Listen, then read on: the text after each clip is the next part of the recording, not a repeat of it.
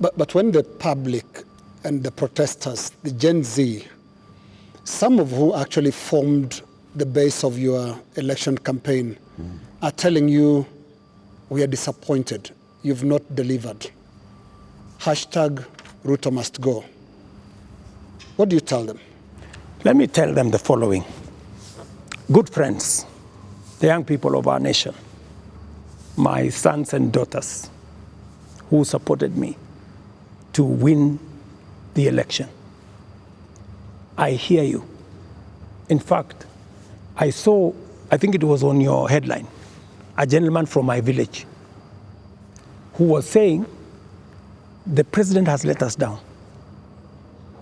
Many children in this village are not getting jobs locally. That is why they are going abroad.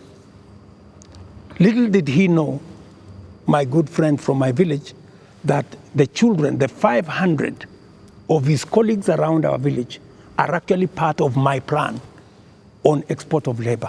They have actually, I intentionally supported them to leave the country because we got them jobs outside Kenya. So I am telling the young people of our nation to be patient. Our housing program is rolling. We will be hiring more architects, we will be hiring more engineers, we will be hiring more professionals to support our housing program. In the next 2 years, we will have 300, maybe 1,000 people working in that space. Be patient. We are sorting out the challenges that are facing our digital space. We are rolling out our digital space. Young guys, by the end of next year, God willing, we will have a digital hub in every ward in Kenya because we have already started that process. Every TVET in Kenya today has an ICT hub with young people monetizing their talent. I want to tell them we are full speed into manufacturing. That is why we're saying we're no longer importing clinker, we're no longer importing steel, we're no longer importing clinker, we are no longer importing furniture. We are going to stop importing eggs, we're going to stop importing onions and all this because we want to promote our local manufacturing to be able to create jobs for them. We are no longer going to be importing diapers or sanitary pads from other countries. They are going to be manufactured here. Mr. President, I have worked with the industries to make sure that we create opportunities for these young people. We're going to work with them to deal with the challenge of corruption. We're going to work with them to cut down on government largesse. I am going to make sure that we have a lean government that responds to the reality of where we are as a country.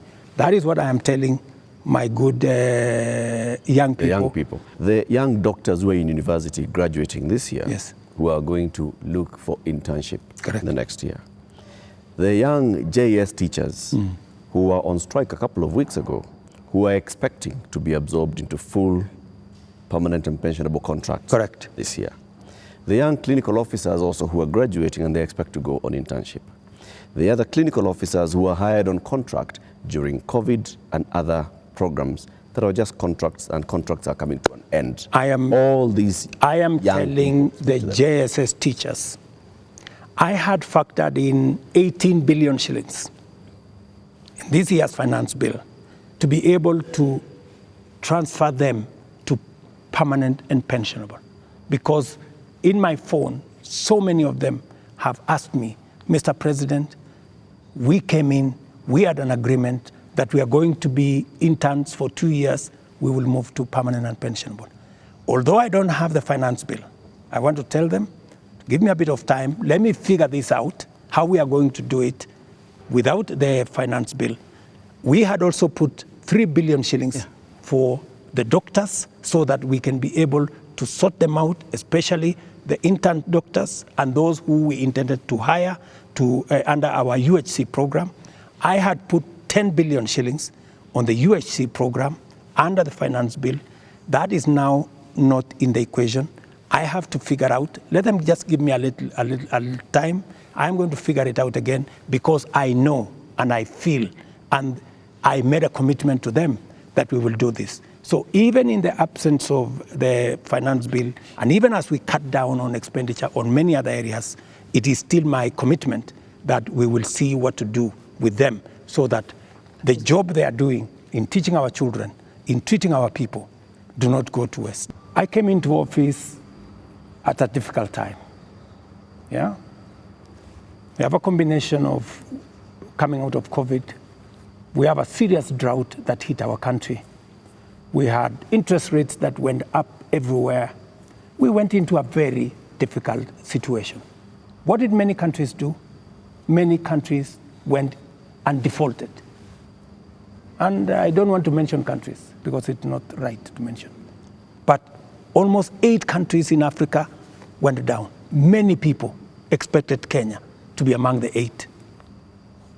But believe you me, I have carefully managed the economy of Kenya. Kenya is not among the countries that have defaulted. If anything, we have running programs in Kenya. We have a whole housing program that is running. We have a whole digital program that is running. We have made changes in our education. We've hired more teachers. We've made sure that we have a new funding model for our universities. We have supported our farmers. We have reduced the cost of living. We have done many things, even in the context of all the challenges that we have had. I am telling you, I came in and I believe I am the right person to be in this space when Kenya is in a difficult position, because I believe I am the person who can sort out the challenges that faces Kenya at a point like this. The elephant in the room, the elephant in our budget, public debt. Candidate William Ruto responded to a question during the debate, and he said he's going to commission an audit of the public debt. President William Ruto last year responded to the same question and said it's important for us to audit our public debt. Today's question is when? Public debt is actually a public document where we are as a country. The 10-point-something trillion of our debt is in the public domain. But I am prepared for us to put in forensic experts as part of this exercise so that we can all appreciate, yes, this is what we owe. And then agree, how do we pay? How do we deal with it? In fact, I was in Korea. In fact, Korea, when they had a problem of debt, the whole nation came together. And people contributed gold. Others contributed many things because they wanted to pay their national debt. Maybe we will need that conversation once we are all clear that this is public debt. As soon as we finish this conversation, once we have agreed that this is the way we are going, I will institute the necessary steps to make sure that that debt is audited and it is made public for Kenyans to know this is the public debt. And I'm sure it will not take a month for us to be able to know, what is Kenya's public debt? About your cabinet, given the things that have happened, given the questions that have been raised about fertilizer, about edible oils, about sugar and all of that, tonight, can you look Kenyans in the eye and tell them you have full confidence in the cabinet that is currently helping you to run the country? The cabinet that I have maybe could have done better, right? And I am going to do a soul searching on how we need to move forward. Now, the Gen Z, millennials, and the online Kenyans that are organizing these protests are promising to be back on the streets on Tuesday. What should we expect on Tuesday when protesters, peaceful as some of them have been, turn up on the streets of Nairobi? Do we expect them to be chased away by the Kenya Defense Forces? First, The Kenya Defence Forces will not be on the street. They only come as a last resort. If the demonstrations will be peaceful, I promise you, the police will be there to protect the demonstrators. But the police will also be there to make sure that the criminals, the fellows who come to burn offices, the fellows who come to loot property, will also be dealt with. That is my commitment. We must all operate within the law, and that is what it is. Any life that is lost is something that must bother anybody, beginning with myself. I say there will be no extrajudicial killing in Kenya. That's number one. And I have made sure that there is no extrajudicial killing in Kenya. That's number one. Number two, when I came into office, I said, I want an independent police service.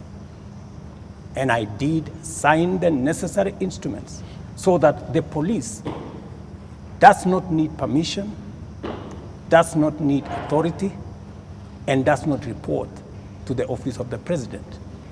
The police operational, financial independence, I have made sure that the police don't have to ask me, don't ask anybody. They operate independently. There were innocent lives lost. But also equally, as a person who is responsible, I must think about those who are suffering because they were innocent, but I must also be concerned about those who are suffering because criminals cause them immense harm. And that is the balance that I need to be able to lead a country. I must protect everybody. I must protect the protesters, and I must be concerned about their lives. I must also protect innocent people who become victims of criminals who take advantage of a peaceful, democratic process. I did my best. If I hadn't done what I did, things would have been much worse. In fact, many people ask me, Mr. President, why did you call in the army?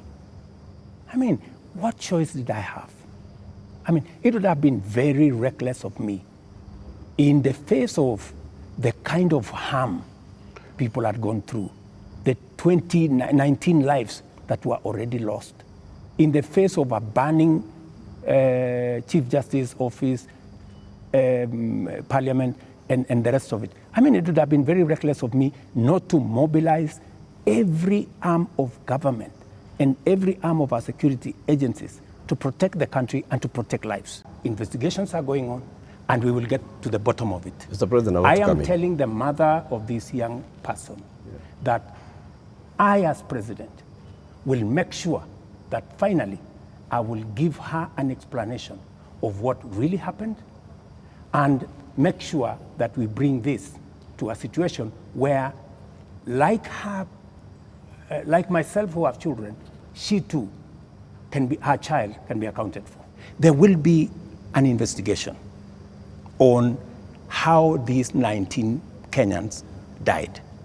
There will be a clarity, an explanation for each and every one of them. I have told you one situation where somebody accosted the police, took over the firearm, started to shoot at people, endangering the lives of many other Kenyans. He was shot by the police. There is a situation in Parliament. How did the invaders in Parliament? They invaded Parliament and went straight for the armory at the Mausoleum. They went straight at the armory at the Sergeant at Arms office. Those are the investigations that we will get into, and a proper explanation will be given to the country. Every child, every mother feels the same when their parent is under attack. I mean, that is what it is. But let me ask you, what about the children What about the children of those who have lost their lives because of the criminality of others? Don't they feel the same? So we just need to be a country of the rule of law. Impunity cuts both ways. Those who respect the law must be protected by the law. Those who do not respect the law must face the full force of the law. That's how it operates. That's how we will have a society. Here is The same way, we must condemn excessive use of police powers, but we must equally deal firmly and decisively with criminals who put the lives of other Kenyans in danger, destroy property of hard-earned earnings. There are many people, Linus, in this demonstration that have lost livelihoods, that today their children are crying. Today their wives are in tears because they don't know how to face tomorrow. Mr. President, their businesses have been wiped out. Yeah. Their incomes have been destroyed. I have just told you 2.4 billion shillings worth of business has been destroyed. I hear you, and today, as I talk to you this evening, there are families who have tears. There are families who do not know how to face tomorrow. It is horrible. When you find a situation where people are grieving, whether they are grieving because their parents have been arrested, or they are grieving because their hard-earned earnings of many years, monies there, I have on my phone, people who are saying, I borrowed money. My whole loan has been wiped out. My whole barbershop has been destroyed. My whole hardware has been looted and burnt. And they are in tears. So I must equally work with the police to protect all these citizens. And it cuts both ways, Linus. The police must never act outside the framework of the rule of law. They must do that which only the Constitution and the law allows them to do. And it is very clear that any operation of the police outside the parameters of the law, the police will be held to account.